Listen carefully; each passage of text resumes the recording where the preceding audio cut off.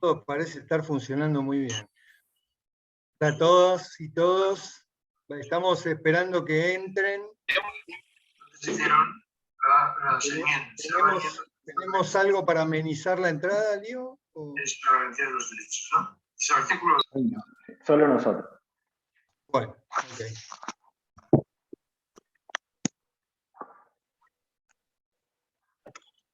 Hola. Ahora sí. Ahora comenzamos, estamos esperando que entren todos, o gran parte. ¿Nos muteamos, perdón? ¿Nos muteamos? ¿O ustedes Sí. mutean? O No, lo podemos Lionel. decir para todos ya. Se pueden mutear y desmutear cada uno. En principio confiamos en que se mantenga desmuteados, levanten la mano para participar y ahí cuando les damos en la conversación la palabra se desmutean. Ok. Muy bien. Buenas tardes, Pablo, a todos. Hola Carlos, gran amigo del ciclo de siempre. Hola a todos. Bueno, vamos, ya están todos adentro. Lío, tenemos gente. ¿Dejás la sala de espera deshabilitada que entre en directo? Perfecto. Sí, ya lo saqué. Bueno, muy bien. Buenas tardes y buenas noches a algunos, a todas y todos. Muy bienvenidos a la 15ª edición. ¿Qué son? ¿Bodas de qué? ¿Bodas de papel? Bueno, no pude averiguar eso. 15ª edición del ciclo de cine aplicado al psicoanálisis, este año sobre el tema efectos de lo imprevisto. Hicimos recientemente circular un video en el que hago una breve presentación del ciclo y del tema, que como todos los videos y las conversaciones de los últimos 2 años del ciclo, las pueden ver, lo pueden ver o las pueden ver en nuestro canal de YouTube. ¿Cómo se llama, Lío? Noches de cine en la escuela. Noches de cine de hoy. Noches de cine de hoy. Bueno, a partir de ese video no voy a agregar mucho más esta vez, pues iremos conversando y pensando en cada encuentro a partir de los films seleccionados. De paso, ya aviso, lo acabo de subir al chat, lo voy a reiterar luego. Nuestro próximo encuentro será el viernes 9 de septiembre a la misma hora y por el mismo canal, para conversar sobre el film alemán Corre Lola Corre, y con los comentarios de la escritora Luciana De Luca y el psicoanalista Juan Mitre. Les recuerdo que los que alguna vez enviaron el mail y se inscribieron, ya están inscriptos para siempre y van a recibir el link del film de la reunión por Zoom. Lo usen o no, lo van a recibir. Si les parece que no lo reciben, fíjense en spam, que muchas veces estos mails colectivos llegan a la carpeta de spam. Bien, y ya que estoy con los anuncios, voy a sumar mis agradecimientos de rigor a les compañeros de tanto tiempo, de siempre, Elsa Malvenda y Manolo Rodríguez. Manolo, que generosamente nos ha regalado una de sus pinturas para engalanar nuestro afiche de estos 15 años. Y por supuesto también a los cumpas y amigos que acompañan esta muy entretenida road movie cada año, ver genial estos encuentros que tanto nos dan placer, nos gustan, viendo cine, conversando sobre esas pelis. Y comenzando por agradecer muy especialmente a nuestro técnico de edición de videos, en edición de flyers, nuestro community manager para redes y logística técnica, Lionel Reisburg, que está aquí. Y mis más afectuosos agradecimientos a Alejandra Antuña, Viviana Vega, Gabriela Levi Daniel, Romina Martínez, Mónica Ostromujov, espero haberlo dicho bien, Victoria Sánchez y Cintia Reutemann. Debo decir que es el amor por el psicoanálisis y por sus cruces posibles con el arte, en particular con el cine, pero también el amor de los colegas, de los amigos y de los amores, una pioja a la cabeza, y algunos más, sostenemos el entusiasmo por esto que hacemos o intentamos provocar. Dije que no agregaría mucho más o casi nada a lo que ya había balbuceado en el video difusión, pero añadiría como una especie de marco inicial que tanto en el arte como en un análisis, como en la vida misma, calculamos entre lo que los griegos llamaban chiqué y automaton o automatón, sabiendo que el encuentro es siempre incompleto y fallido, y que lo que se reitera incluye siempre una diferencia.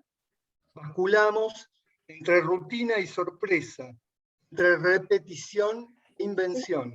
Previsto, se llama el ciclo. Bien, se abrió el micrófono. Que se lo cierre, por favor. Entre repetición e invención. Y a la propuesta de investigar los efectos y las respuestas subjetivas a la emergencia de lo imprevisto, comenzaría por situar que el mismo en ocasiones puede asemejarse a un fenómeno natural, ¿no?, de dimensiones que sobrepasan lo humano, pero en otras puede surgir de un detalle singular, sutil, casi imperceptible. Así como sus efectos pueden ser transformaciones radicales o filtraciones capilares casi imperceptibles. Algo de esto último me parece sucede incluso en la decidida, pero para nada relatada ni subrayada respuesta de la Autumn, ¿no?, en este árido, lo bello y hasta en lo estético muy poético film, a partir del cual intentaremos hoy pensar sobre nuestro tema. En la misma línea, solemos percibir los efectos y las respuestas al acontecimiento imprevisto como notables o resonantes, y debiendo introducir como respuesta algo nuevo, ¿no?, inventando, usando, echando mano a un recurso que parecía no estar disponible, y sin embargo, y aún a partir de cambios, trastornos, mutaciones, sean estos notables o discretos, quizás en muchas ocasiones lo que se descubre es que hay algunos modos de responder que se mantienen, ¿no?, que no serían tan nuevos o que no serían tan modificables. Lo que por el lado del psicoanálisis pensamos como perteneciendo a la dimensión del ciclo. Sobre este tercer film de Lisa Hitman, una joyita de muchos festivales, sobre todo de los llamados independientes, ganador del Gran Premio del Jurado de la Berlinale, creo que 2020, producción entre Gran Bretaña y Estados Unidos. A este film la crítica lo ha leído como una obra en seca, o podría decirse condensada, con una economía mínima de palabras, donde muchos acontecimientos, o incluso afectos, emociones, no se nos ofrecen la mirada, no están en la pantalla, ¿no?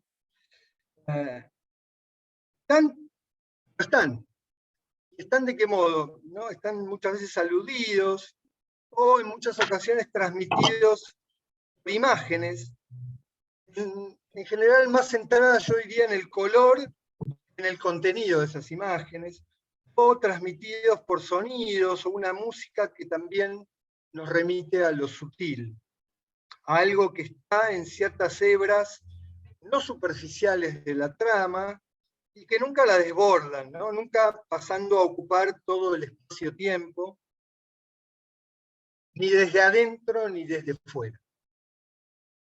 Creo que nos la hemos puesto, y a los comentadores de hoy también, de un modo nada fácil, para conversar en esta primera noche, en la que sospecho tendremos que bucear justamente... No se abran los micrófonos, por favor. Las que me parece tendremos que bucear justamente no en lo evidente para descubrir lo escondido, sino más bien en lo sutil y discreto para leer algo que no aparece como evidente. Por último, y adelanto ya en pleno de spoilear, algunas preguntas básicas e iniciales que seguramente retomaré. La irrupción de lo imprevisto, sería ¿cuál? El resultado del test de embarazo que se hace Otton. De hecho, ¿cómo sucedió? Si perteneció o no a la dimensión de lo imprevisto, aquello que la llevó a ese antes y después, no lo sabemos. O en todo caso, no sabemos casi nada de lo que antecedió a lo que vemos, y nos cuenta el film, en ese compartir con esta iniciación su presente, hasta las preguntas que le hace esta asistente de salud, que la recibe para hacerse el aborto, preguntas que se presentan con el esquema del título, ¿no? El que casi todas las dimensiones temporales estarían contempladas. Y por las respuestas o afectos que aparecen en el rostro de Otton ante dichas preguntas, empieza a cobrar otra significación hacia atrás, tal vez también hacia un futuro que también desconocemos. Por ejemplo, cobra significación ese clima de tensión agresiva e incluso violenta, que ya había sido sugerido en varios pasajes del comienzo respecto del universo masculino. Podremos volver a ese detalle. Bien, nuestros comentadores invitados de hoy los presento en orden caballeresco, primero las damas, pero escucharemos primero al muchacho. Susana Amado, alguien con quien compartimos o nos unen varios intereses. Ella es analista, miembro de la escuela de la EOL y de la AMP. Ha ocupado muchos lugares en nuestras instituciones y en la docencia, voy a destacar solo algunos. Es miembro de la dirección ejecutiva del IOM2, el Instituto Oscar Mazota, de Enseñanza Nacional. Es docente del ICDEVA, el Instituto Clínico de Buenos Aires. Es responsable también en el Centro de Investigaciones del ICDEVA del Departamento de Psicoanálisis y Filosofía. Ha sido directora de la revista, la publicación de ese departamento, la revista Dispar. Es supervisora del equipo de violencia familiar en el Hospital Álvarez. Allí se debe encontrar con varios casos parecidos a Otton. Ha participado en muchísimas publicaciones y siempre con, digo yo, lo que la conozco, con algún sesgo particular, original, y en general nunca eludiendo la perspectiva política que hay presente en todo lo humano.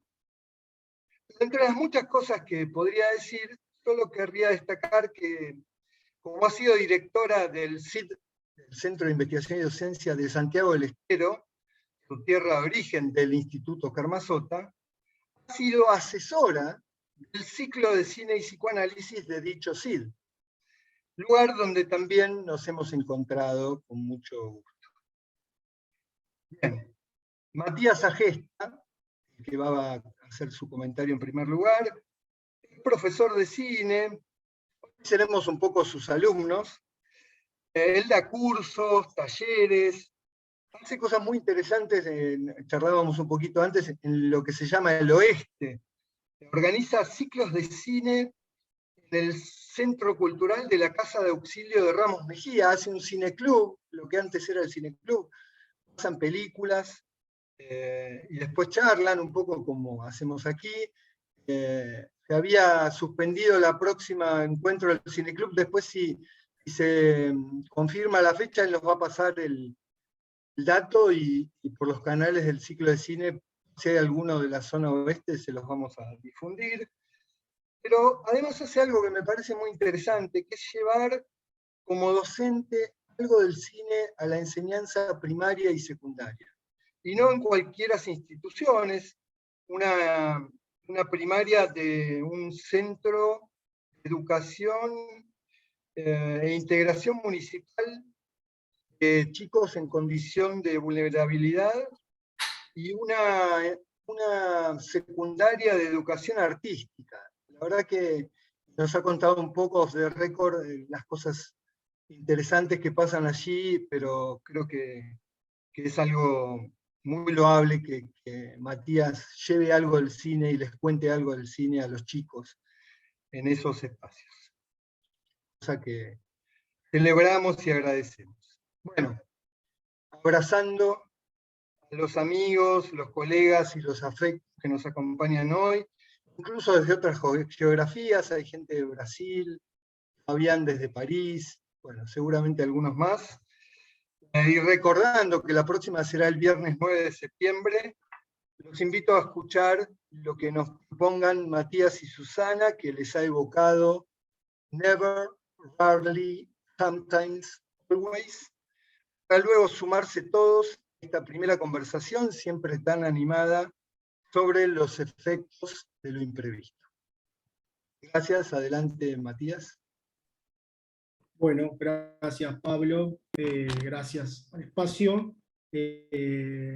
Como dije antes, es un placer estar acá, la verdad que una caricia al laburo de siempre, así que gracias. Bueno, ¿por dónde empezar para hablar de la película del día de hoy, o de la noche de hoy? Bueno, arranquemos por el título, ya que vamos a ordenarnos y arranquemos por el título, que ahí Pablo señalaba algunas cosas. En un poco el resumen que hacía Pablo, se adivina lo que va a conducir, entiendo, el análisis de la película del día de hoy, que por un lado va el análisis narrativo y superficial que tiene la película, todo lo que podríamos llamar el contenido, ¿sí? Que básicamente se mueve en toda la intriga que se genera a partir de este embarazo imprevisto y la posterior interrupción.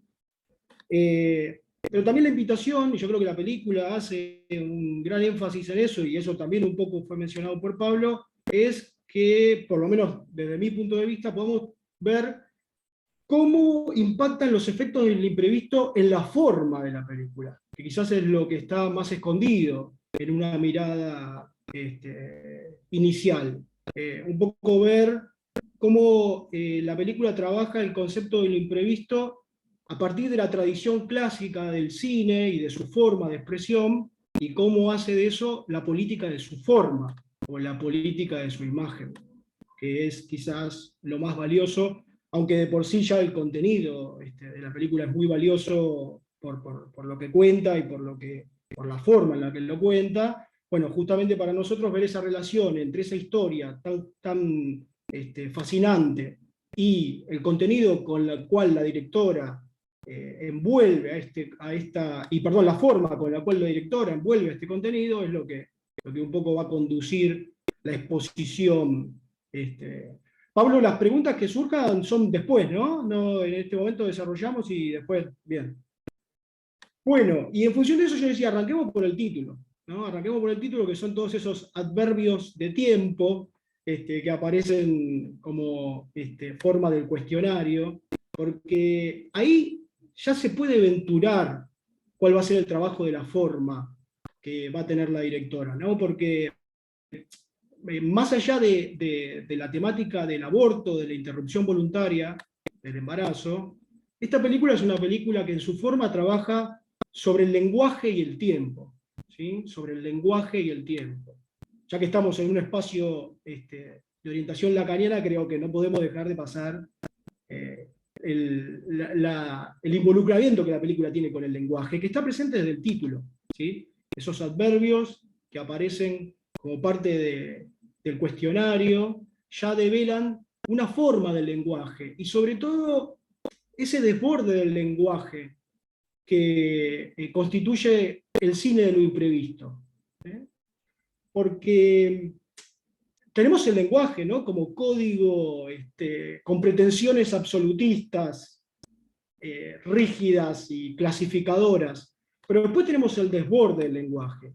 Y en esa división podemos incluso incorporar al cine más rígido, al cine de la sintaxis, ¿sí?, cinematográfica, ese cine que se postula como un lenguaje, que es el cine que de alguna manera nos rodea, con el cual convivimos, diría, en la mayoría de las exhibiciones y en las pantallas que hay a lo largo y lo ancho del país, el cine que habita en los shoppings, el cine que ha colonizado los espacios de la televisión, el cine con esa rigidez de la sintaxis, ¿sí?, o de una sintaxis que se propone como un lenguaje.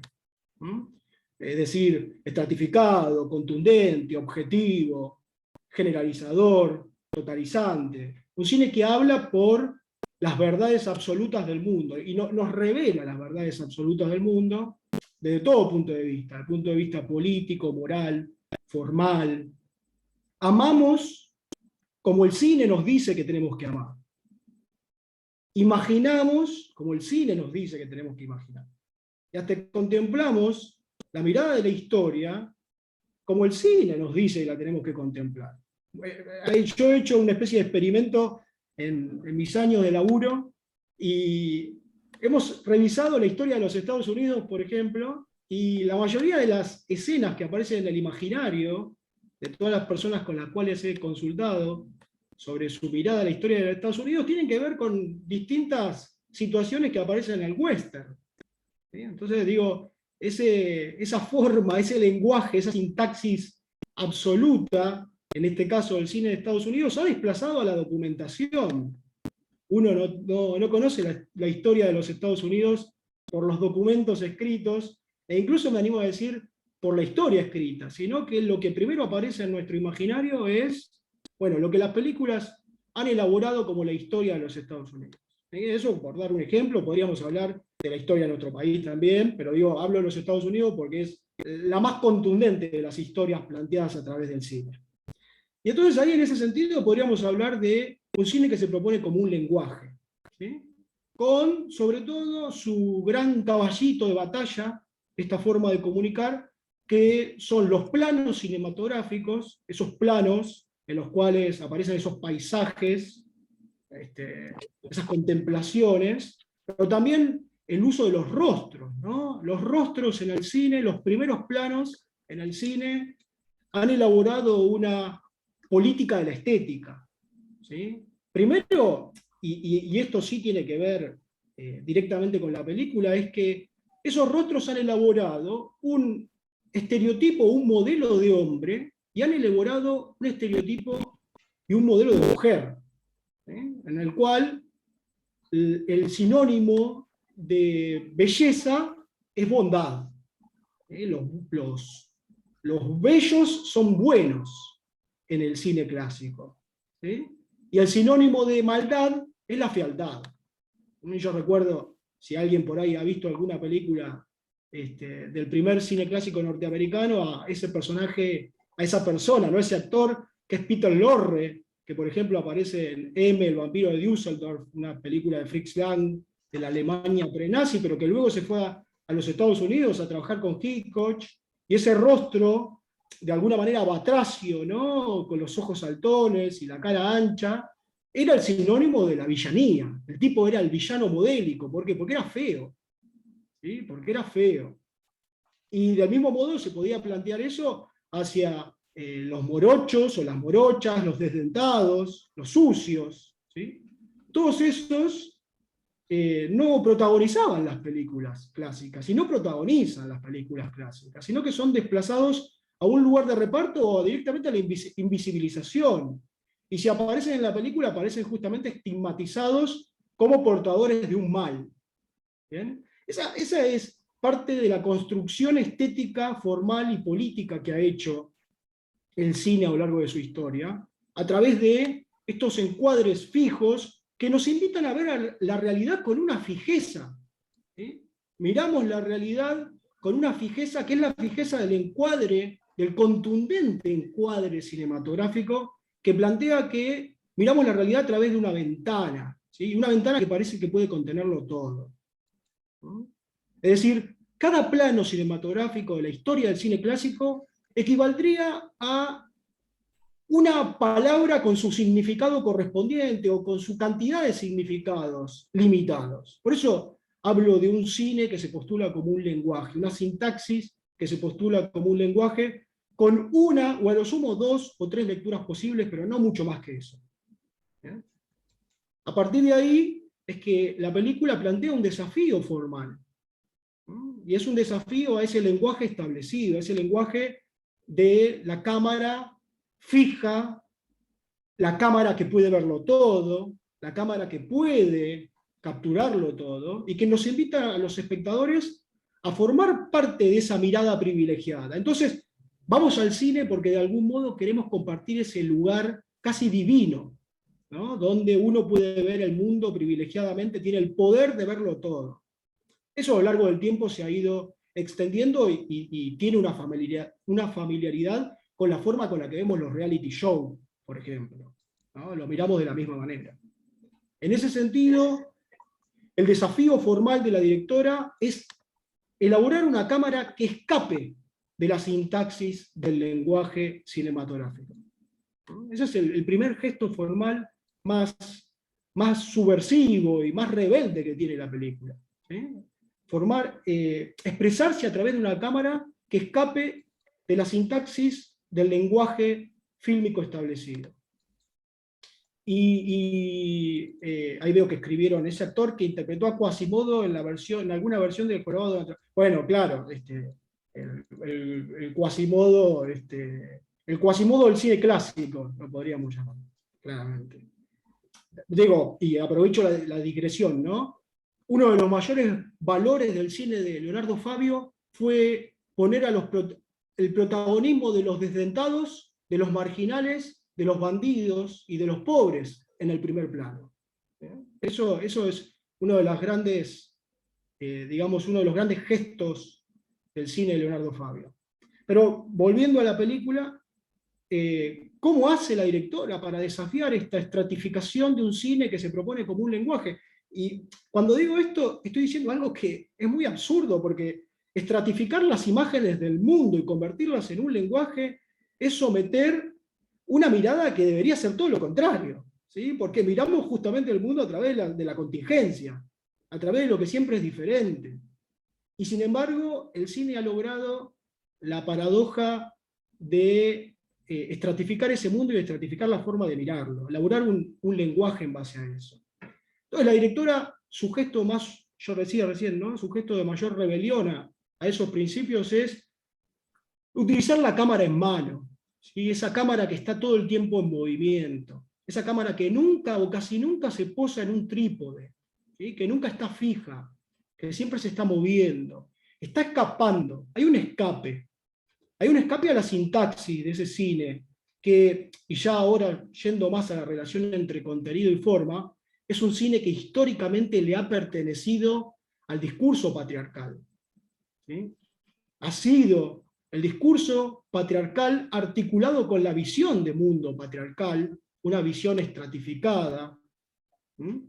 Los que han elaborado esta alianza perfecta durante tantos años, hegemónicamente, por suerte hoy esa hegemonía está en cuestión, y ahí es donde vemos que hay un escape, ¿sí? Hay un escape a esa mirada de los hombres. La película todo el tiempo está escapando a la mirada de los hombres que hacen sobre todo del cuerpo de la mujer, un objeto fetichizante, ¿sí? Hacen del cuerpo de la mujer un objeto, es decir, estratifican el cuerpo de la mujer, lo encierran dentro de la imagen que corresponde a la fantasía masculina.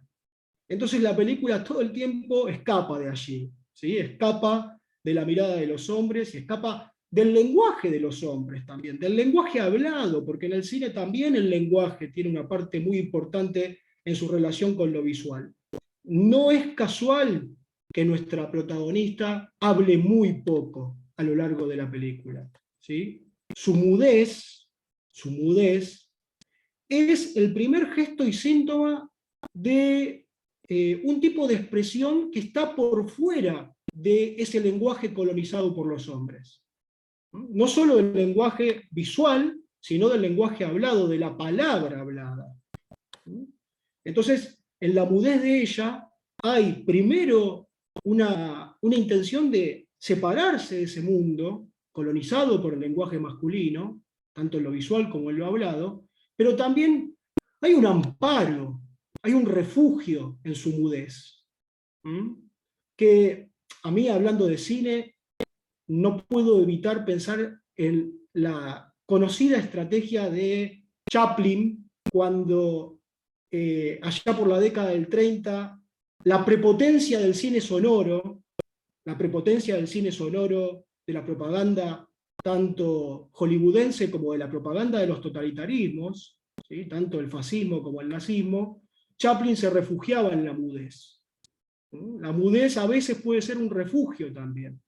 Y en la protagonista de la película, la mudez es un refugio, porque la palabra, cuando es aplicada por hombres, hay una escena muy clara en donde su padre hace un uso muy perverso de la palabra, cuando está jugando con la perrita, y le dice que es una perrita, utiliza otra palabra y le dice que le gusta, esa perversidad aplicada al lenguaje, esa lascividad en el lenguaje, la lascividad que está presente en el lenguaje del encargado del supermercado, que cuando ella se siente mal, él le dice, pero me voy a sentir mal, me voy a poner mal si vos te vas.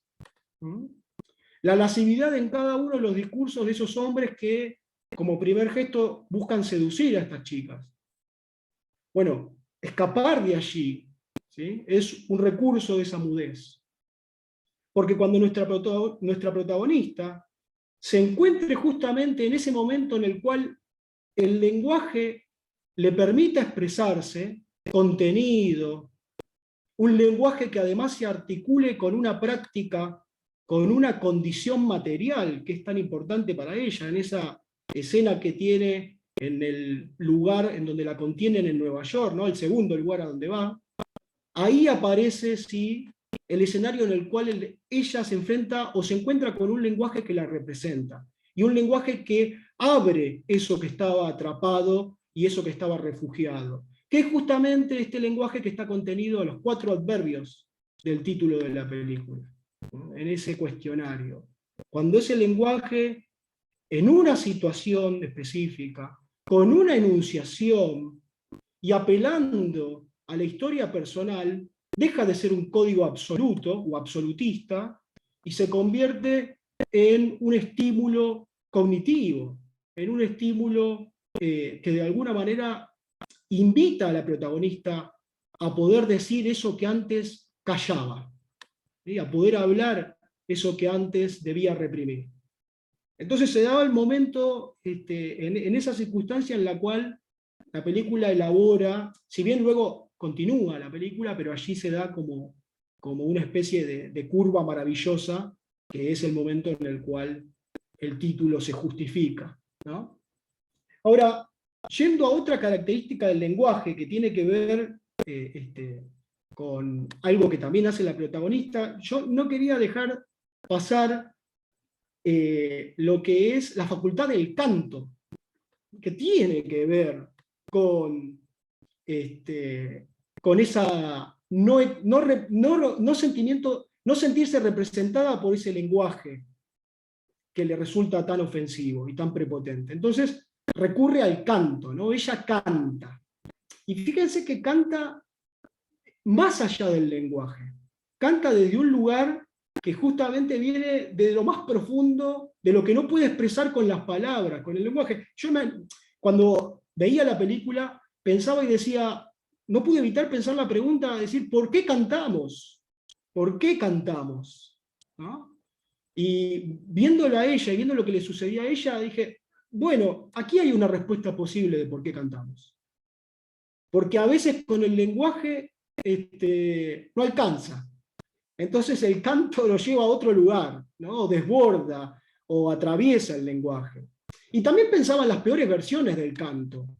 Digo, está tan presente Arjona, por ejemplo, ¿no? Que es ese silogismo banal de un hombre seguro de sí mismo, seguro de su poder, quiero decir, ¿no? Seguro de su poder, con toda la ironía de lo que refiere, que hace de las trampas del lenguaje su estrategia, por ejemplo, para decir que cuando una mujer le dice que no, le está diciendo que sí. Hay una canción muy conocida, ¿no? Que dime que no. Entonces uno ahí claramente está viendo cómo hace del lenguaje una trampa, porque se siente con la seguridad que le da el paradigma patriarcal para poder manipular el lenguaje a su antojo, ¿sí? Y convertir una negativa en algo que él sienta que lo está respaldando.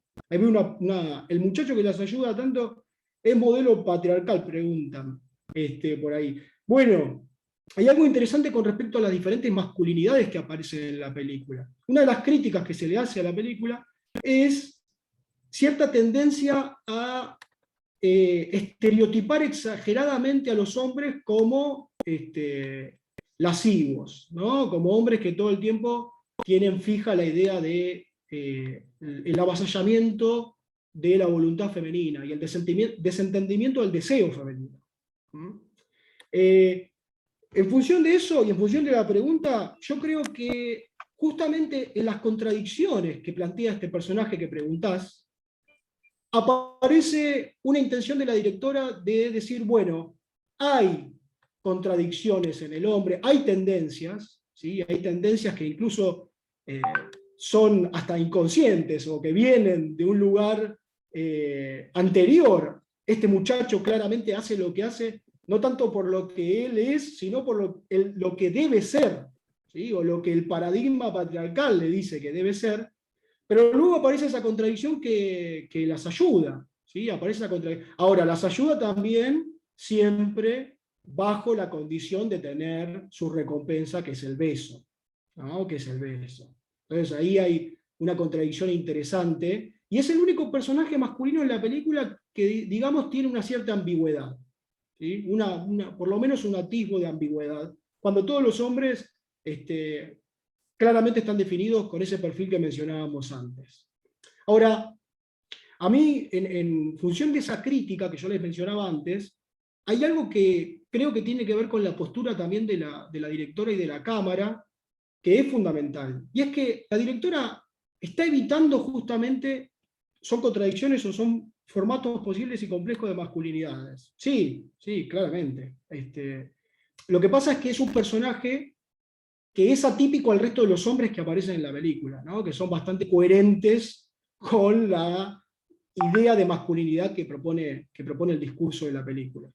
Ahora, quería volver a eso porque me parece que la directora tiene una especie de... ¿Voy redondeando? ¿Sí? Bien. No quiero dejar pasar dos cosas que me parecen importantes. Primero, es que no hay que dejar de mirar la película como lo que la película propone, que es una película que jamás intenta ser generalizante ni discursivamente didáctica ejemplificadora. Es una película que, justamente en la elección de sus planos, la cercanía de la cámara y la coincidencia de la cámara con la mirada de las mujeres entre sí y del mundo que los rodea, siempre busca limitar la realidad de la película dentro de la experiencia subjetiva de los personajes protagonistas de las dos mujeres, ¿sí? Entonces, no estamos viendo lo que para la directora es el modelo de los hombres, sino que estamos viendo lo que para estas chicas son estos hombres en esta road movie, en este viaje, que incluso se puede entender hasta como un viaje alucinatorio. La película juega con una estética que en algún punto oscila entre el sueño y la pesadilla. Antes de empezar que entrara al resto de la gente, lo hablábamos acá interiormente, y decíamos, incluso la película elimina la noche, aprovecha la luminiscencia de la ciudad de Nueva York para eliminar la noche, y ahí hay algo de una irrealidad que invade, ¿sí? Perceptivamente, porque siempre estamos ubicados en la percepción y en este sueño mitad pesadilla. No por nada, en el último plano de la película, la protagonista, ¿qué hace? Cierra los ojos, ¿sí? Ahí hay una apelación directa a una instancia onírica que podría estar empezando o terminando. Que podría estar empezando o terminando. Y después una cosa más, como para cerrar, y es que siempre que aparece en una película una pantalla, ya sea una pantalla de cine o una pantalla de televisión, hay una crítica de esa película para con el concepto del cine, ¿sí? Y en esta película aparece una pantalla. En el momento en el cual la primera doctora quiere imponer ciertos valores ideales, ¿no? Cierta mirada, digamos, muy idílica del concepto del embarazo, de la gestación, aparece una función del cine, o del cine en la televisión, o del documental incluso, que es una función que quienes hemos ido a la escuela durante la década del 90 la hemos vivido, que es el famoso documental adoctrinante, ¿sí? Ese documental didactista que viene a imponer valores ideales por sobre las condiciones materiales, ¿sí? Entonces aparece el título del documental como La dura verdad, ahí ya claramente hay un postulado discursivo contundente, que es la forma de una crítica a un tipo de cine, a una postura cinematográfica, y en este caso televisiva, de creer que se puede decir la verdad en una pantalla. O en una película que todo el tiempo evita la verdad y siempre trabaja sobre la subjetividad y la contingencia de la experiencia, que es la base del discurso feminista y en favor del aborto, la contingencia y las condiciones materiales, el cine ha hecho una escuela trágica de verdades idealizadas, contundentemente mostradas en la pantalla. Bueno, creo que ahí estamos. Por lo menos Muchas gracias, Matías. Seguramente Matías tenga muchas más cosas para decir. Le pido a los asistentes que guarden sus preguntas, que conversaremos después de escuchar a Susana. Hola, Susana. Adelante. Como decía la tele.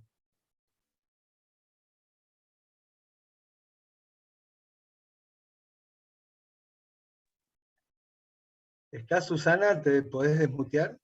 Te tenés que desmutear, sí. Ahora sí, ahí vamos.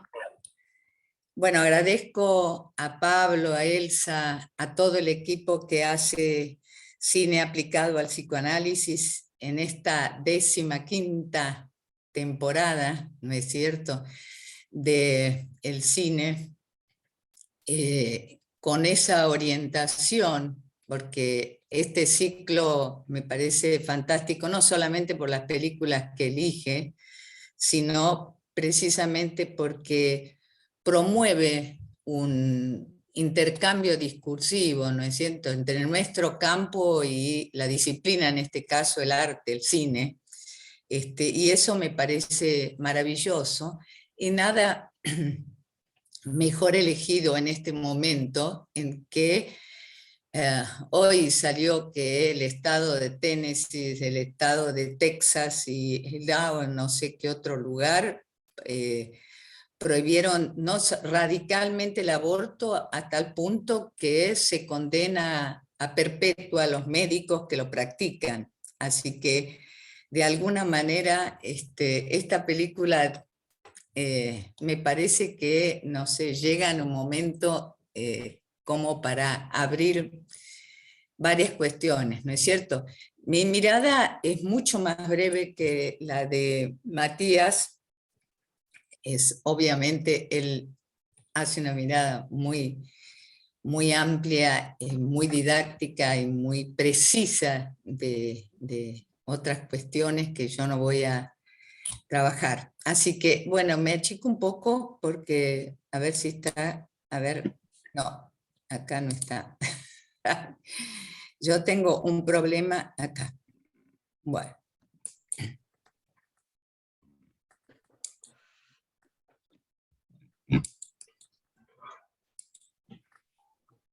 Bueno. Ustedes me ven, ¿no es cierto? Hola. Sí, te vemos. Bueno, perfecto. Filmar sustrayendo a lo visible es lo que muestra el plan que título promete cuando repite las palabras que proveen respuestas a las preguntas que hacen. Nunca, rara vez, a veces, siempre. ¿Cómo distinguir la negación parcial de algunas con la absoluta de otras? Que sea un pueblo rural de Pensilvania, como muestra el cartel, en tanto que podría ser cualquier otro, es parte de la sustracción que muestra. El mismo lugar tiene Nueva York, la ciudad que es todas las ciudades y ninguna. También el clima frío por el que transcurren trenes y subterráneos nombra bien la sustracción de cualquier calidez tierna o sórdida. Otra cosa, pero en el mismo sentido, son las voces por las que circula la familia. La voz de desprecio despreciable del padre, la voz del precario desafío de la hija, que casi ni puede salir de la garganta, que se prolonga o se causa en el silencio, o tal vez en ese mutismo de la madre. Digamos mejor, la madre no habla porque no sabe y quizás no quiere saber nada de su hija. ¿Otro aborto? Y entonces, lo que no se dice se muestra en el silencio de la mirada ante la mancha íntima de la sangre. Esa escena de Autan en el baño. Es decir, madre, es lo que dice, silencio y corte. Quizás se puede pensar esto en secuencia retroactiva. Corte, silencio, madre. Que el viaje sea una solución es parte del problema, porque el silencio muestra que las palabras sobran paradójicamente, porque las imágenes no muestran. Se le puede llamar a esto incomodidad, que es el gesto que transmite en toda la película la protagonista. Incluso cuando la amiga le pregunta, ¿cómo estás? ¿Cómo te sentís? Incómoda, ¿no? La palabra incomodidad es algo que se reitera como un gesto, quizás pocas palabras, esta es una de la protagonista. Que es el gesto que transmite ella en toda la película, pero a condición que lleve el presuntuoso nombre de una solución. ¿Cómo puede ser una solución algo que no está a la altura ética del problema? Respuesta: la medicina, el protocolo que tienen las respuestas en forma de preguntas, que, insisto, aborta la pregunta.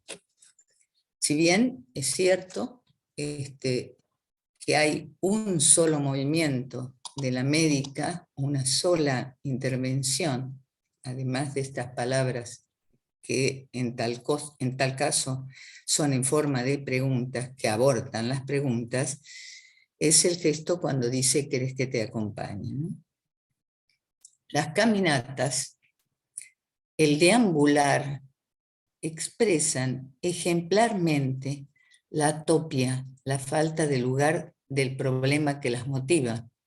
No se queda en ningún lugar, porque ningún lugar la aloja.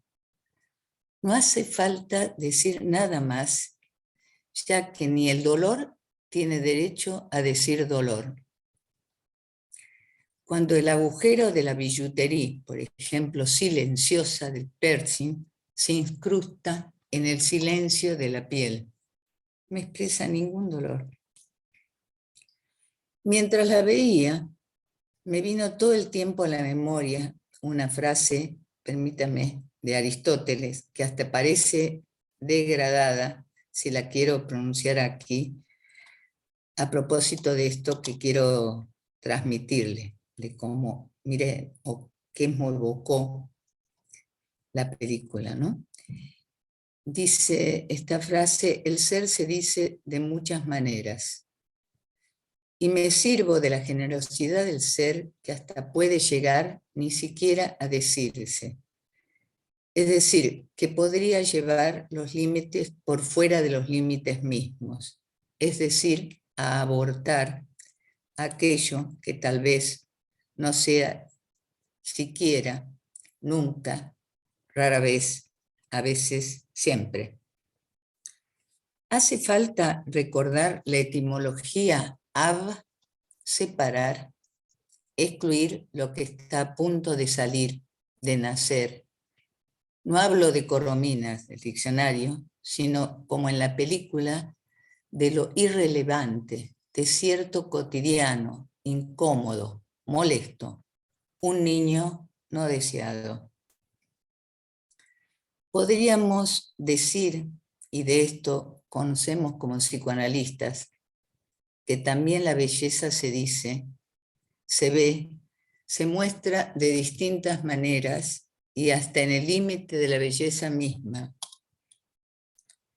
No quiero dejar pasar la oportunidad de pasar por lacaniana al recordar el horror fundamental en la estetización de las víctimas de Sade, porque en la película que nos ocupa ni siquiera hay víctimas, es decir, la directora prescinde de la estetización. Se trata más bien de lo que hace o hacemos y que nunca es lo mismo que siempre, a veces, o tal vez, es decir, aquello de lo que es prescindible, lo prescindible de la vida, que puede ser la vida misma, aquellas cosas de las que está repleta la vida, y hasta puede ser, Aristóteles dice, toda la vida. Por eso me llamó la atención que la cámara se fija, se desliza entre ciertos objetos, acciones, o mejor sobre algo que ni siquiera puede llegar a serlo. Indiferente, condición de algo que puede llamarse existencia. Esos objetos que tienen el mismo estatuto que los personajes que transitan hasta donde la acción adquiere lo vano, lo fútil, incluso lo poético, lo paradójicamente creativo, cuando dice con lo que no muestra y muestra con lo que no dice la escena que lo causa. Y por eso falta y falta, nunca, rara vez, a veces, siempre. Espero haberles transmitido los efectos imprevistos o mi mirada respecto de esta película preciosa que eligieron en esta ocasión. Pero me encantaría, si es posible después en el debate, pensar la relación de la amistad, ¿no es cierto? De esta amistad que aparece allí en la película entre esta prima y Otón, que también está marcada por el silencio, la incondicionalidad, la presencia, la desemejanza, bueno, lo imposible incluso para pensar de la amistad o la incondicionalidad, temas que me parece que podríamos poner en el debate sobre esta película. Bueno, hasta acá llego. Hermoso, muchas gracias Susana. Vamos a abrir la conversación con Matías y Susana y todos para pensar algo de los efectos de lo imprevisto a partir de este bello film. Solo mientras piensan preguntas o intervenciones, quisiera recordar, porque lo tenía entre algunas notas y no lo tomaron, especialmente los comentadores, cómo empieza la película, ¿no? Podemos después volver al final, que lo tomó Matías, que me parece que tiene algo interesante también. Ella está cantando en esta especie de acto del colegio. La canción que canta de ese modo, con la boca un poco cerrada, un poco desafinado, pero a la vez muy, muy singular. El estribillo, lo que entendí que era el estribillo, lo que canta es The power of love over me. Es el poder del amor sobre mí, ¿no? Una frase quizá para...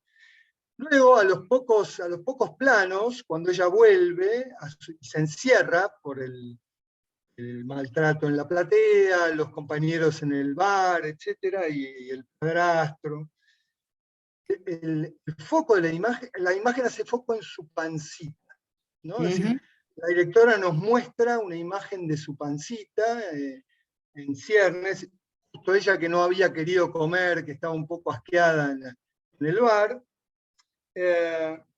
También me parece interesante cuando ella va a ese centro de salud y la atiende esta muchacha negra, que hacen el test. Creo que no es la negra viene después en Nueva York.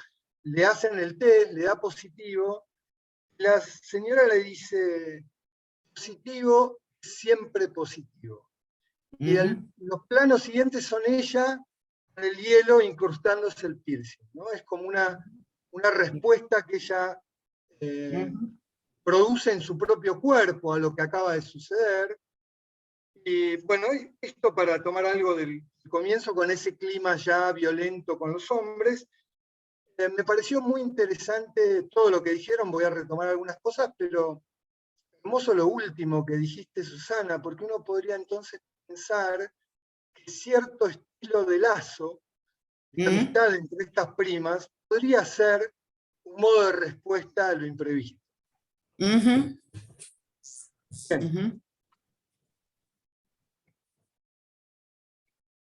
Conversemos. Bueno. En esa amistad hay algunos planos hermosísimos, hermosísimos. Cuando... Pablo, perdón, Pablo, que lo dijiste y se generó un silencio ahí, me parecía... pensar la noción del imprevisto, ¿no? Este imprevisto que mencionaste vos y mencionó Susana, partiendo de lo previsto. Claro. Porque la primera composición de planos que vos mencionás, en el cual ella está dando ese recital, está posicionada sobre la mirada de lo previsto. Claro. ¿Sí? Esa composición de planos fijos, en el cual es el público el que la mira a ella, y sobre todo a medida que va avanzando la escena, vemos que el público es un público, en el caso del amigo que le grita cosas y le hace gestos obscenos, es un público masculino hostil, ¿sí? Lo que se ve en esa composición es partir de lo previsto, ¿sí? Esa sintaxis de esa primera escena es lo previsto, lo que sucede a menudo. Incluso vos dirías, Matías, que ella se quede embarazada es parte de lo previsto. ¿Cuántas veces hemos visto las historias de los pueblos pequeños, de esas jóvenes embarazadas que quedan ancladas a esa territorialidad como una condena? Ella, además, me parece que... Acá en el conurbano lo llaman la bendición, las bendis. Me vino una bendi, me quedé embarazada. Sí. Sí, eso está casi en el comienzo, ¿no? Hasta en esa canción que ella canta, efectivamente, yo no fui ubicando todos los puntos, obviamente la película sabía que era muy acotado el tiempo también, pero en el momento que canta ahí hay algo, digamos, en esa sustracción de la voz que casi canta con la boca cerrada. Ya ahí hay un saber de ella de lo que va a atravesar, porque se mira la panza efectivamente y luego, digamos, se marca el dolor. Va a hacerse el test y se marca el cuerpo. Lo que a mí me resultó muy interesante en relación a esto que vos marcabas al final, Pablo, es lo imprevisto de la amistad ahí, ¿no?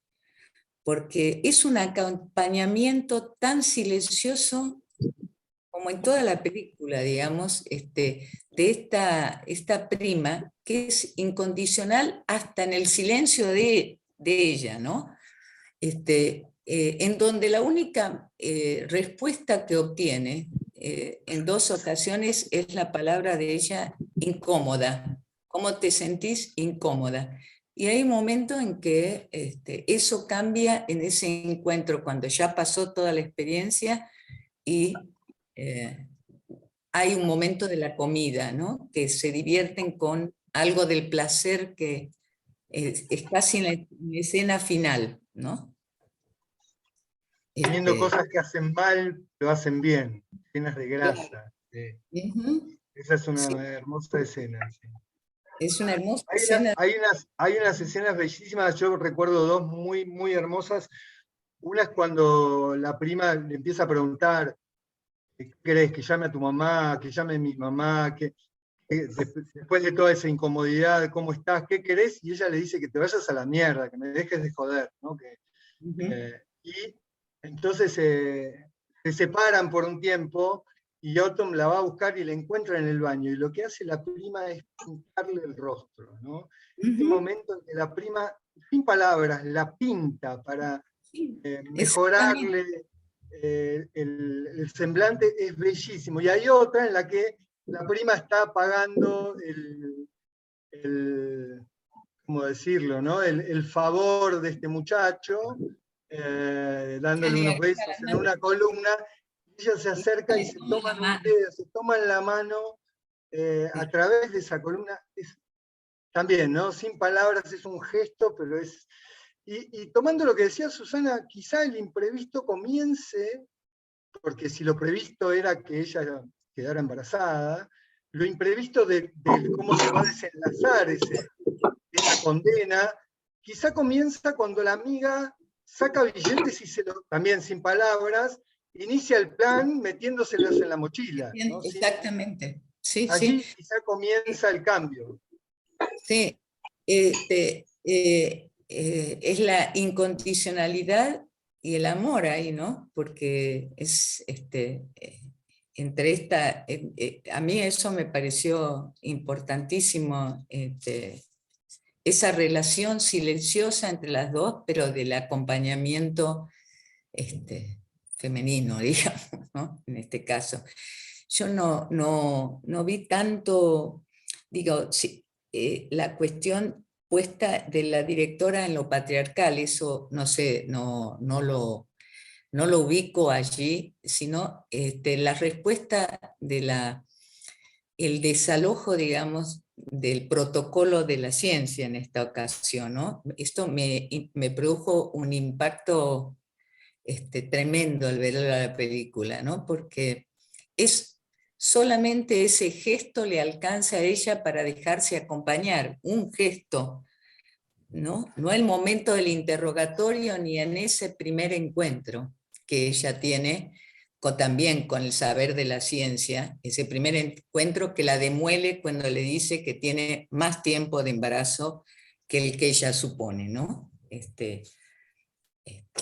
Bien. En esa misma línea va una pregunta en el chat, supongo que será nuestra amiga Gabriela Luz, que dice: lo que llama también la atención es que al ver los moretones en la panza, la médica no pregunta, no interviene, sustraen al sujeto y queda el paciente. Eso se ve muy bien, como estas instituciones sociales y gratuitas, o por muy poco dinero, supuestamente están para ayudarla, ¿no? Y quizá incluso las preguntas que hacen son bastante pertinentes, y le dicen que es para saber si está a salvo, y a la vez no hay nada de alojarla ni escucharla, ¿no? Salvo cuando le dice te puedo acompañar y después le da la mano, pero ¿no? A la singularidad de ella, al sujeto del que se presenta allí, no hay ningún lugar.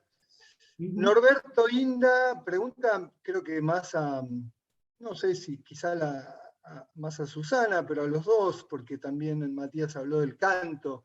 Dice: ¿qué significa sustracción de la voz justo cuando canta? Y luego la aplauden mucho. Ella tiene una manera particular de cantar, ¿no?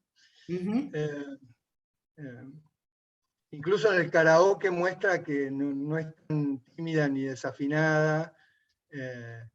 Gabriela Levi Daniel tiene la manito. ¿Te sumás? Hola, sí, hola, buenas noches. Muchas gracias. Muchas gracias por las intervenciones preciosas, las dos, desde sus ángulos. Es un comentario, pregunta, ¿no? En principio, Matías hablaba de la noche que no hay, y yo leí todo el tiempo que era una larga noche, que quizás es lo mismo, ¿no? Porque está borrada en ese punto. Y también pensaba si lo imprevisto, y esto sí es una pregunta, me parece que la directora se mete en lo más íntimo de la adolescencia, ¿no? En este silencio, ¿no? En este callarse, en este mutismo tan adolescente, y pensaba si lo imprevisto, lo que destaca esta directora acá como imprevisto, es el encuentro con lo femenino. Cómo les impacta a ellas en esta amistad, y a la protagonista especialmente, sobre todo porque también hay una escena en la que dicen, ¿no te gustaría ser hombre en estos momentos? ¿No? Entonces pensaba que el logro también de la directora es encontrar este impacto de lo femenino en las adolescentes. Solamente esto. Gracias, David. Virginia Nottenson. Damos un par de intervenciones y después seguimos conversando, Susana y Matías. Okay. Dale. Hola. Hola, Vir. Hola. Bueno, hermosos los comentarios. La película me encantó. Me tranquilizó que finalmente pudiera dormir la protagonista cuando termina todo el procedimiento. Hoy hablaba con Elsa, le comentaba de nada, lo que me había parecido la película, ella también me decía algunas cosas. Lo que a mí me pareció es como que las dos protagonistas saben lo que hay que hacer, ¿no? Y el silencio yo lo interpreté de esa manera. Ya saben lo que hay que hacer, tienen que ir a Nueva York, tienen que irse lejos, abortar, etcétera, etcétera. Como que hay incluso parte de este interrogatorio, ¿no? Tan americano, tan conductista. Es como, nada, practicar sexo, sí, todos, como... Y yo creo que lo imprevisto es cuando ella por primera vez se quiebra y se puede angustiar, y es la única vez que, o sea, que yo ni siquiera llega a llorar, ¿no? Pero que se emociona frente a esta pregunta y que ahí acepta que la médica la acompañe al procedimiento. Lo pensé por ese lado, como un primer momento donde ella se permite cuestionarse algo, o por lo menos conmoverse por algo de su estado. Yo pensaba, 4 meses y medio de embarazo, qué poco registro del cuerpo, ¿no? Que hay algo ahí de un cuerpo que...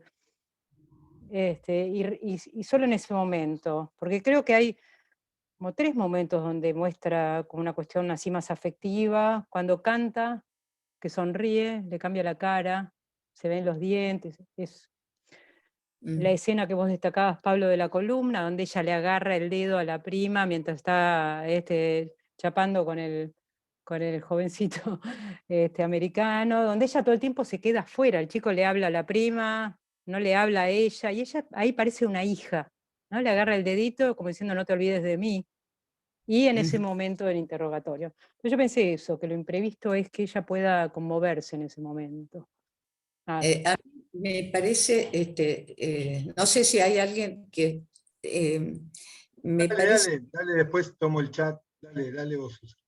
No, a mí me rescato esto que dice Virginia, pero la escena es para mí de angustia o por lo menos de cierta vacilación, es cuando ella entra al baño y descubre la mancha de sangre en el cuerpo y que lo primero que intenta hacer es convocar a la madre y en el momento que escucha la voz de la madre que pregunta ¿dónde estás? Lo cual es como decir ¿qué haces de tu vida? Digo, ese desconocimiento, porque creo que es el mismo desconocimiento que ella tiene sobre sus 4 meses de embarazo, ¿no es cierto? Esta madre que no habla y que de alguna manera desconoce absolutamente lo que hace su hija, con un padre que desprecia, despreciable, que la desprecia, incluso cuando dice, como cuando se refiere al canto de ella, ¿no? Como algo denigrado también. Entonces me parece... ¿Qué voy a festejar el canto, eso que hizo a alguien que no le gusta nada? Claro, tal cual. Esta adolescente que... Exactamente. Entonces me parece, ese instante hay una vacilación, me parece subjetiva importante en ese momento. Hay varios manos levantadas, también te vi, Elsa. Hay algunos agregados en el chat. Ahora les doy la palabra. Algunos ubican, ¿no?, estas apariciones de la angustia o de lo subjetivo. Griselda Enrico dice que la angustia paradojalmente aparece ante las preguntas del protocolo, y si eso nos parece que es lo imprevisto. aclara que desde el Sí Santiago no era Gabriela Liu, sino Daniela Lescano, comenta sobre algo que se dijo, las dos lo dicen, me levanto todos los días pensando en ser hombre. Alguien dice, también ubicando estos momentos subjetivos o de emoción, Silvia Smazanovich, también destaca un cambio en su semblante cuando ya va en la madre, aunque después no sigue hablando con la madre. Pasamos, después Matías, te metés cuando quieras, pasamos a Vivi Vega, Lionel, Wrightwood y Elsa Malvenda. Solo quería agregar a lo que dijeron un detalle que me parece algo muy singular de la película.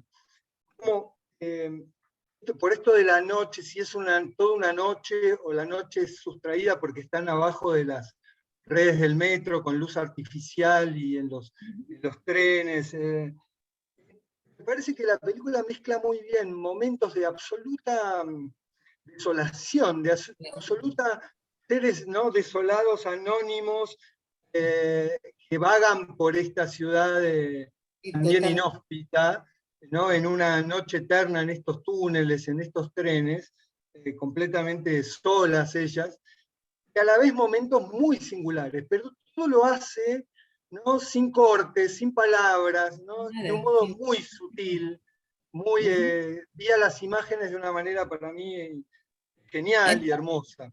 En tránsito, todo el tiempo. Sí, pero ella va ¿no?, de un momento muy singular a algo árido, inhóspito, ¿no?, vacío, duro, ¿no? Bien, Vivi Pablo, Vega, yo Lionel. antes no quería dejar pasar algo que había dicho Gabriela, que habló sobre, digamos, cierto descubrimiento de la mujer. Gabriela, creo que dijiste algo así al respecto. Aparición de lo femenino. Claro. Bueno, yo ahí no puedo dejar vuelvo a la forma, ¿no?, que es un poco lo que me convoca. La película, si bien lo mencionábamos, ¿no?, tiene, digamos, como distintas capas de lo formal, ¿no? Es un viaje, pero también es un sueño, decíamos, o tiene ciertas características de irrealidad, manchada o salpicada de realidad, ¿sí? Porque, por ejemplo, la manifestación, ¿no?, es una especie de golpe de realidad, ¿no?, una aparición de lo real en medio de esta estética alucinatoria, líquida, ¿no? La película tiene una liquidez que tiene que ver con la cámara en mano y ese movimiento constante, esa cosa en tránsito, como decía Susana. Pero también hay una tercera capa que, por lo menos, siempre hablamos de la subjetividad, ¿no? Yo vi que es la capa del paso de la infancia a la madurez. Y ahí creo que la película aprovecha la subjetividad para trazar cierta estética de cuento también, ¿no? Que es un paso del relato infantil hacia el despertar de la madurez, por eso los ojos cerrados, quizás del final también, que a posteriori derivarían en un despertar. Y ahí sí los hombres son al mismo tiempo hombres reales, pero villanos de cuento también. ¿No? Es decir, esos hombres que uno se los podría acusar de exageradamente lascivos, desde la subjetividad, de esta subjetividad del paso de la infancia a la madurez, a través del vínculo, sobre todo creo que a través del vínculo, los hombres son hombres reales y villanos de cuento. Entonces creo que ahí hay como tres fases que no quería dejar pasar. Precioso, Matías. ¿Vivi? Sí, hola, buenas noches. Bueno, gracias Susana, gracias Matías. A mí digamos, yo estaba pensando, los escuchaba y pensaba en varias cosas, ¿no? Pero pensaba en lo imprevisto como teniendo un efecto de acontecimiento que le permite a la protagonista irse de la casa de los padres, ¿no? O sea que esa situación, ese problema, digamos, ese embarazo, esa situación embarazosa, digamos, le permite a ella, si bien estoy de acuerdo, Susana, con vos, con esta cuestión donde ella va ahí errando y la falta de lugar, pero a la vez es la búsqueda de un lugar a partir de la decisión de abortar, ¿no? Ella se mantiene firme en esa decisión, y es lo que le permite abortarse a ella, digamos, ¿no? Abortarse de ese no lugar también, pasar a este otro, pero recordaba esto, ¿no? Cómo es ese momento de la vida donde cada uno se aborta de la casa de los padres, no sin el efecto de acontecimiento que eso tiene. Sí, por eso Marta. Sí, decime. Sí. No, estoy totalmente de acuerdo con eso, con ese movimiento de un despertar, digamos, también, ¿no? Sí, sí, total. Bueno, gracias. Gracias. Gracias. Bueno, dos cuestiones que pensaba. Era, en principio, cuando la vi decía, no hay hombres, hay machos, ¿no? Está el estereotipo, la definición de lo que es un macho, ¿no? Todos estos hombres en serie que le dirigen a ella, digamos, propuestas degradatorias, y después pensaba que hay hombres, hay un hombre al que ella apela, que le gustaría ser, y me parece que hay hombres en tanto los que miramos esto, que completamos la película, y nos enteramos de algunas cuestiones que padecen las mujeres, que los hombres no sabemos, ¿no? Yo considero que lo que muestra la película no sorprende a la mayoría de las mujeres, sin embargo, a los hombres nos resultan algunas cosas muy inverosímiles o exageradas porque no las hemos vivido. Entonces, me parece esto, ¿no? Las dos versiones de este hombre en ausencia que veía en la película y que completamos desde afuera. Y después lo que Matías nombra como desborde del lenguaje o un refugio en la mudez, yo lo pensaba como que la película transita entre la insuficiencia del lenguaje y la imposibilidad del decir, ¿no? Jugando ahí como este callar, que no siempre es un silencio como opción, sino para mí es todavía una dificultad, cuando no imposibilidad de nombrar. Y me parece que cuando en el interrogatorio, a través del título que da nombre a la película, le oferta, ¿no?, como cierto borde para ir pudiendo tomarse de la palabra que le presta la otra y empezar a ubicar algo de su historia, donde ahí no hace falta que ella diga con palabras, pero ahí empieza a poder enlazar algo de su historia, de su verdad. Esas escenas que también vos nombraste, Pablo,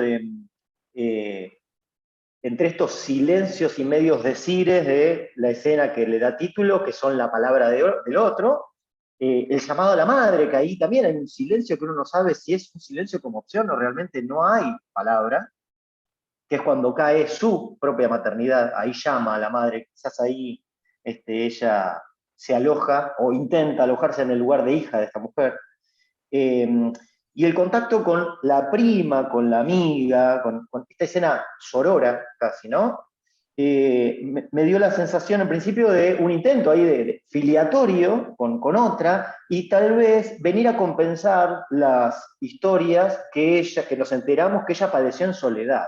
Casi decirle a la prima, yo estoy acá, esto no te pasó lo mismo que me pasó a mí, cuando ella entiende que la prima está armando una estrategia para salir de ahí, bueno, ella la sostiene ahí del dedo. Bueno, no, nada más. De la punta del dedito. Suficiente, suficiente. Y lo último es la escena cuando van a comer, es el único momento que por lo menos yo la vi riendo, como que cierto placer se suelta y es un momento casi de satisfacción, de algo que algo vuelve al cuerpo. Sí. Gracias, Pablo, Lío. Ahora le doy a Elsa y a Gloria que pidieron. Sí, Matías. Pablo, quería decir algo breve en términos de imagen de lo que mencionó Lionel. Sí. Y es que esos hombres que están sobre todo con la forma de la mirada. ¿Sí? Esos hombres que somos los que estamos del otro lado, porque no es solamente la mirada de hombre, de un hombre como sexo masculino, sino es eso que decía yo, que es la perspectiva patriarcal, que es con la que arranca la película, que es objetualizar al otro, convertirlo en un objeto, negarle mirada propia, ¿sí? Esa exposición que ella tiene arriba del escenario, es esa perspectiva patriarcal de, es un objeto de la mirada, de una mirada de poder, y ella no tiene mirada propia. Y después otro, que es la mirada que luego se va a ir desarrollando a lo largo de la película, por eso parte de esa coordenada. Y otra cosa, fíjense que hay planos detalles de manos de hombres tocando innecesariamente mujeres, ¿sí? Hombros, otras manos, en un contacto obsceno por cómo es mostrado en la película, porque se muestra el plano detalle del gesto de una manera casi pornográfica, ¿sí? El gesto llena la pantalla, y ese plano de detalle muestra la obscenidad del gesto, el contacto innecesario. Sí, yo creo, respondiendo con Gabriela Levi Daniel, que interrogaba sobre la irrupción de lo femenino, algo de lo que dijo Lío, la película tiene una mirada muy femenina, Muy no femenino. solo por cómo recorta, por cómo mira, sino porque recordemos, como nos enseñó Lacan, Lío, que lo femenino o ciertas posiciones de ciertas mujeres, por estar más cerca de lo imposible de decir, guardan un cierto silencio. No es una mudez, no es un lugar donde hay algo que saben que no se puede decir. Sí, exactamente. Bien, Se expresa. Bueno, ¿puedo? Dale. Sí. Hay algunas cosas en el chat que después voy a leer. Bueno, no, lo que hace un ratito quería intervenir en relación a lo que decía Virginia, del momento en que se angustia la protagonista y que no es cualquier pregunta la del cuestionario que hace que ella se conmueva y se angustie. Es cuando le pregunta si alguna vez había sido forzada a tener sexo. Y en ese sentido, algo que a mí me parece, de todo lo que dijeron de la película, maravilloso, que creo que no estuvo dicho, es el uso que hace del fuera de campo, ¿no? O sea, lo dijeron de otra manera, lo no dicho, ¿no? Pero el uso del fuera de campo me parece importantísimo porque en este sentido, ¿no? ¿Quién fue el hombre que la embarazó? ¿No? No lo sabemos, podemos conjeturar, tal vez no importe para la película, pero esa escena del padre o padrastro, a mí tampoco me queda claro si es padre o padrastro, ¿no? Con la perra, y ella en un momento lo insulta, ¿no? Creo que era en el bar, no me acuerdo si en el bar o en la casa, y da a pensar, bueno, ¿quién fue el abusador? ¿Fue un compañero del colegio o fue realmente este hombre padre, padrastro? Bueno, eso me quedó, ¿no? Y O el me jefe encantó. o encargado del supermercado.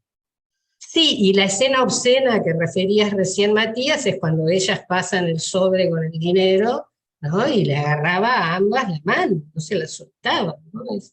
Y es como si ese hueco que hace recordar a los lugares de sexo, ¿no? Vimos una película hace muchos años sobre un Irina tema Palm. Irina Palm, tal cual. Bueno, pero no me quería ir de tema. Lo de la falta de lugar, ¿no? Que mencionaron, sí, no tiene alojamiento salvo con esta prima, que es quien la aloja, y por eso me hicieron pensar en que está filmada en no lugares, el subterráneo, lugares tipo McDonald's, o sea, lugares que son iguales en todo el mundo y que se los suele llamar no lugares, ¿no?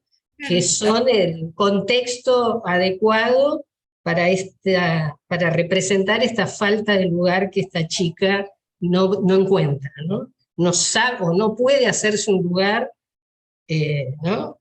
Porque con la prima también está esta cosa de me acerco y me alejo, ¿no? Hay como una distancia. Y después lo de la mudez, la lectura que hiciste, Susana, sobre la mudez como separación y como refugio, eso me pareció brillante. Así que gracias a ambos. Distancia del par, distancia íntima o separación, refugio son pares, creo, muy representativos de este film. Hay cosas en el chat. Gloria, ¿estás por ahí? Habías levantado la mano, ahora no te veo porque no tengo todas las... Sí, había, Hola, gracias. querida, ¿Qué bienvenida. tal, Como corazón? siempre. Había, sí, pero es un poco lo que dijo Elsa. Yo quería rescatar lo que Virginia había ubicado como efecto imprevisto y también lo ubica Elsa, que es la división de ella. En el momento cuando lentamente empieza a angustiarse frente a respuestas y le permiten, como decía alguien acá, ir construyendo la historia, si fue antes, si fue después, si fue alguna vez, si no fue nunca. Es en ese tipo de respuestas, en esos significantes que aparecen en el lugar menos pensado, esta división subjetiva, en un protocolo, ¿no? En esa y que termina con la oferta de ¿querés que esté para darte la mano? ¿No? Ahí. Me parece que cuando vi el título Efectos de lo imprevisto y efectivamente en el lugar menos pensado donde ella se iba a dividir es con esos significantes sueltos que le permiten esa división, ese quiebre, ¿no? Es impactante.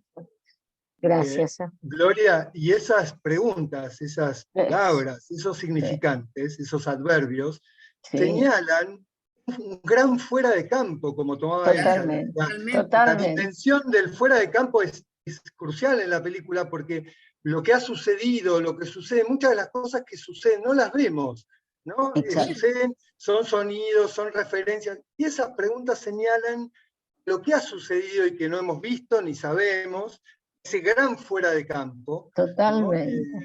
Al respecto, Pablo, perdón, Jacques Rivette, que es un crítico de cine y cineasta, tenía una frase que decía: si todo plano es un acto de crueldad por la exposición que tiene, contar sin mostrar es siempre proteger. Yo creo que es un poco lo que hace la directora en contar, y dice, y completa Rivette, ¿no? Dice, los buenos directores y directoras cuentan sin mostrarlo todo, o sin la necesidad de mostrarlo todo. Porque contar mostrando es lo más fácil, y lo más expositivo, lo más cruel sobre el cuerpo exhibido. Acá Macarena Iralde comentó en el chat, de acuerdo con lo que planteaba yo al principio, sí, el positivo es como un real en el cuerpo que si bien a nivel imaginario podía ser esperable, produce un efecto de imprevisto y luego se perfora. A mí me parece que por lo que hemos hablado, también lo interesante de la película es que esas fronteras entre lo que ha sucedido, cómo le impacta a ella, cuál es lo imprevisto que se va apareciendo en capitas, son muy sutiles, ¿no? Son discretos, ¿no? La película no dice, pasó esto y el efecto es este y la respuesta es esta. No, son como niveles, ¿no? Son como tejidos muy femeninos a mi gusto. También Silvia Smazanovich comenta algo en la relación con la prima amiga, que en algún momento se muestra agresiva con esta prima, que la ayuda, la acompaña, le carga la valija, pero que es cuando la pierde, cuando no la encuentra y la va a buscar y qué sé yo, que responde de un modo amoroso, ¿no? Al reencontrarla con agarrarle la mano. Carlos Quintana, ¿levantaste la mano? Sí, levanté la mano. Alguien dice, Virginia agrega, no se dijo nada sobre el nombre, Otoño. Otoño, sí. Otoño, sí. Sí, yo quería, no quería esta película.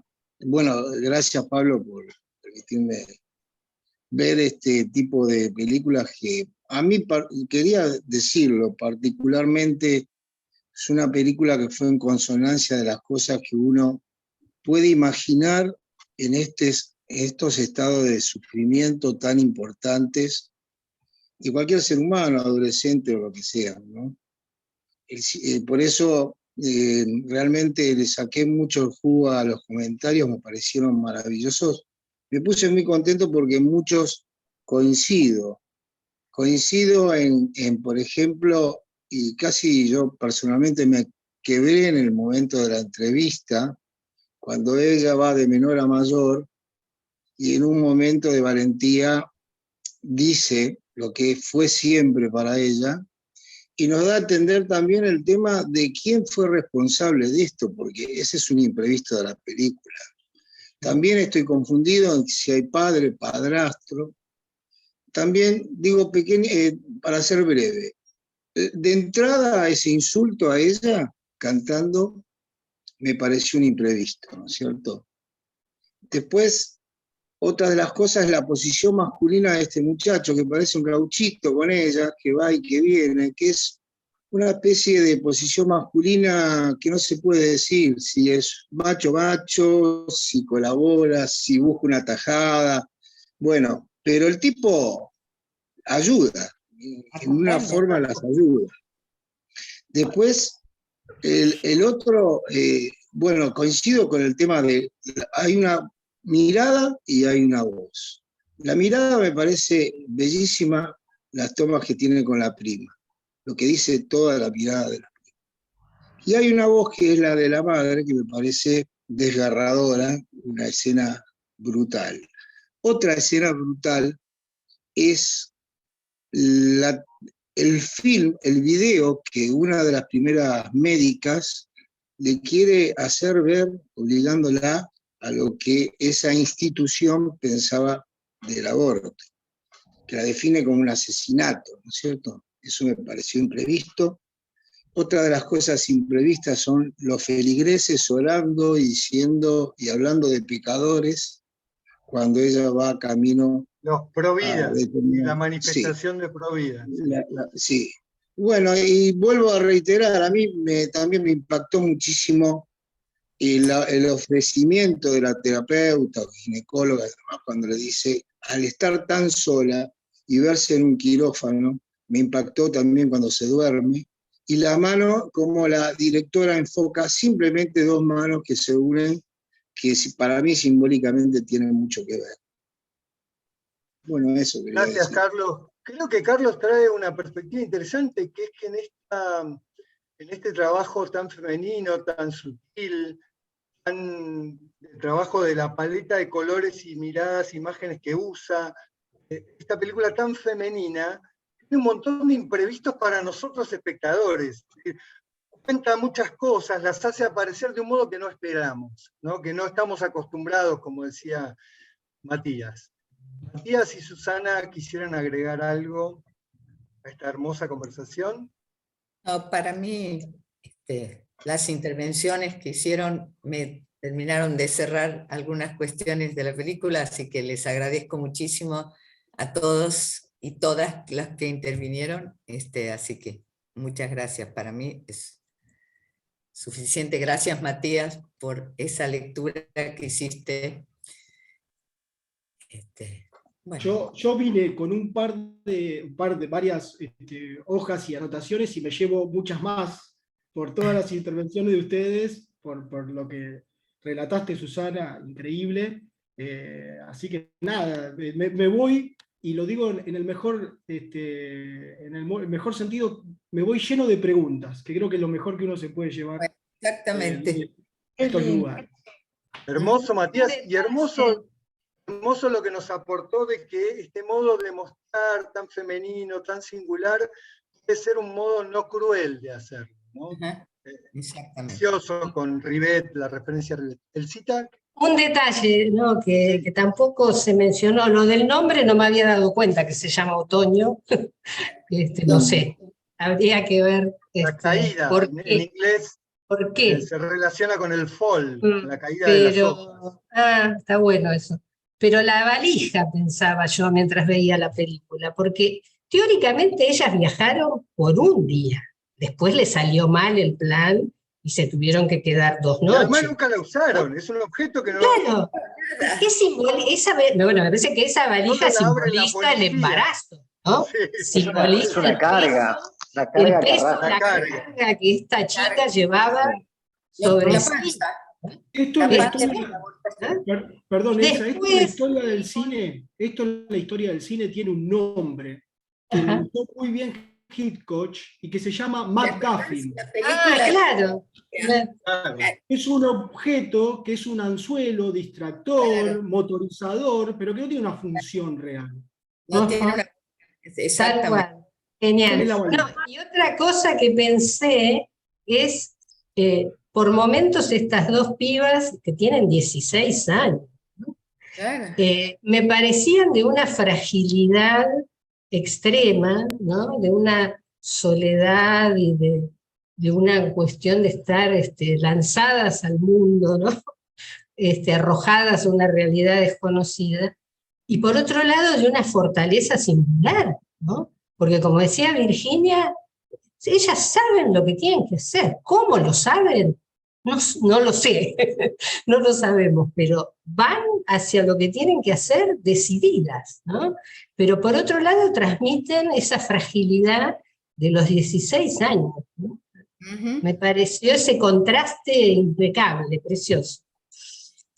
A mí me parece mí- que al final, ¿querías decir algo, Susana? No. Quería decir que yo me voy a tener que ir retirando en Ya breve nos vamos, porque ya nos vamos. un año familiar y en mi casa. Gracias Susana, muchas gracias por estar, por tu comentario. Solo Gracias. quería agregar que hacia el final nos estamos yendo, Diana, se nos acabó el tiempo. La próxima. Perdón. Bueno. Gracias, Susana. Al final, me parece que la directora, ella duerme y se da como un lujito, que es que hacer aparecer un sol, ¿no? Hacer aparecer una luz. Al final, como que algo se cambió de tonalidad, ¿no? Como un final abierto, pero a la vez con cierta luminosidad. Nos vamos, como dijo Matías, con Perdón, muchas Pablo, ideas. si Luis Buñuel cortaba el ojo para ver, quizás cerrar el ojo acá también es otra forma de ver. Acompañado de luz. Exacto. Nos vamos llenos de ideas, de preguntas, de distintas versiones de aparición de lo imprevisto y de respuestas a eso de esta singular historia. Nos reencontramos el viernes 9 de septiembre para conversar sobre Lola corre, con comentarios de la escritora Luciana de Luca y el psicoanalista Juan Mitre. Perdón, Diana, nos vamos. La próxima intervenís. Gracias a todos. Chau, Hasta chau. el 9 de septiembre. Hasta luego. Chau, chau. Hasta luego. Pueden desmutearse para saludar. Bueno. Chau. Gracias, Chau, Susana. gracias. Gracias, Matías. Chau, chau.